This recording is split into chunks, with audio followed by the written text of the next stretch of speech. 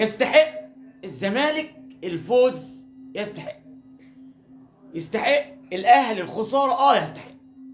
انا من وجهه نظري الشخصيه كمان، وكمان عايز اقول لحضراتكم ملايين من جماهير النادي الاهلي النهارده مقتنعين تماما ان النادي الاهلي النهارده في اسوأ حالاته، خصوصا اداره الاهلي للمباراه. انا النهارده بحمل زي ما اشدت كتير جدا قبل كده بمارسيل كولر لادارته للمباريات وفوز النادي الاهلي بالبطولات، النهارده بحمل خساره بطوله كبيره زي دي لمارسيل كولر، مش للعيبه بس، لان كمان مارسيل كولر ما احترمش الخصم. مارسيل كولر وكمان في النقطه دي بالذات اللعيبه ما احترمتش الزمالك، لعبوا ونازلين حاطين في دماغهم ان هم يكسبوا 3-4. لا، ده الزمالك. دايما بنقول ان الزمالك فريق كبير، دايما ماتش القمه بين الاهلي والزمالك اتفقنا قبل كده ان بيراميدز دي مش قمه، القمه بين الاهلي والزمالك، هم قطبين الكره المصريه. فلما ما تحترمش الخصم بتاعك يبقى انت اكيد هتتغلب. لما انت ما تعملش حساب نادي بحجم نادي الزمالك بلاعبته باصرارهم النهارده، احنا شفنا النهارده الشوط الاول استحواذ كامل لنادي الزمالك على الكوره على وسط الملعب، حاول يمكن بعض الشيء لاعبي الاهلي ان هم يرجعوا للمباراه، لكن الشوط الاول كان ضعيف جدا للاهلي ومارسيل كولر. قلنا الشوط الثاني هيدخل بين الشوطين مارسيل كولر يعدل من اوضاع الفريق ويتكلم معاهم، ما حصلش. نزل الشوط الثاني الاهلي اسوأ من الشوط الاول.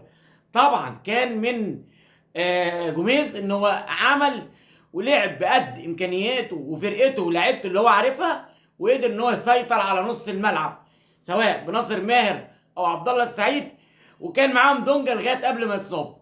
بعد كده نزل بدأ يهاجم ونزل ناصر منسي، سحب ناصر ماهر ونزل ناصر منسي.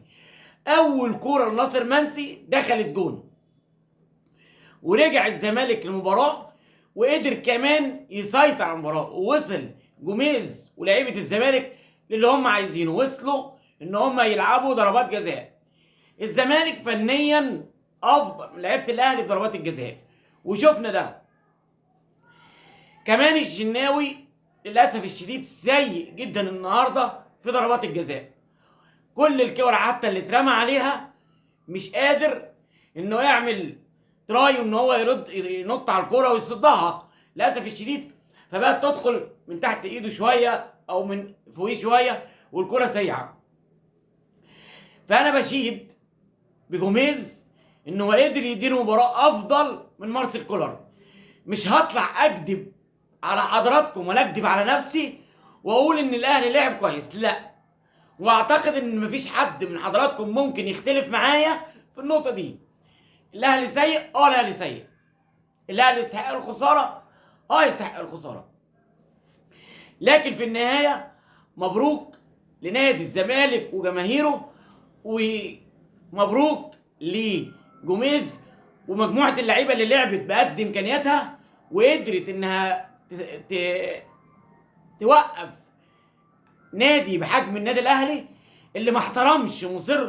ما زلت مصر ان الاهلي ما احترمش نادي الزمالك، ان لعيبه الاهلي واولهم مارسيل كولر ما احترمش نادي الزمالك.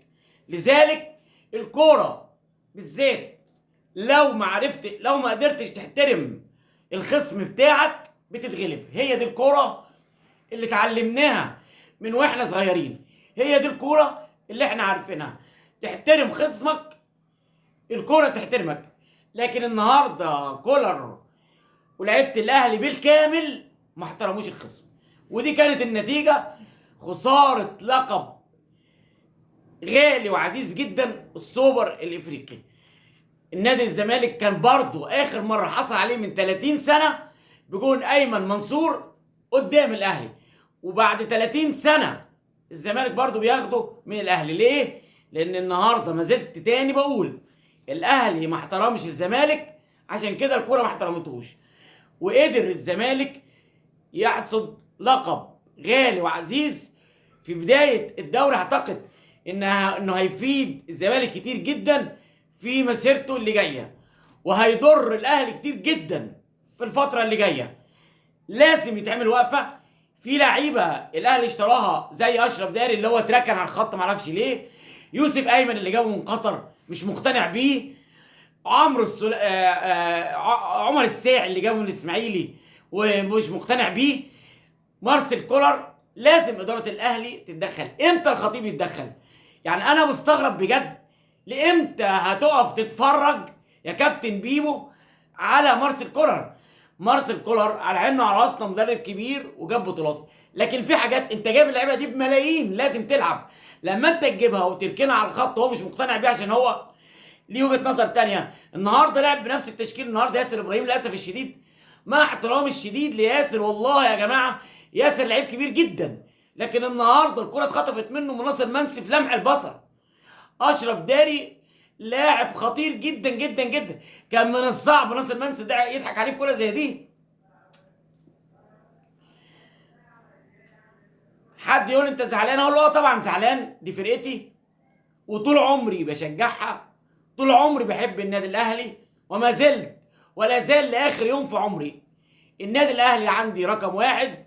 عشان كده دايما بقول الاهلي عشق لا ينتهي، على الحلوه والمره معاه. شكرا لحضرتك.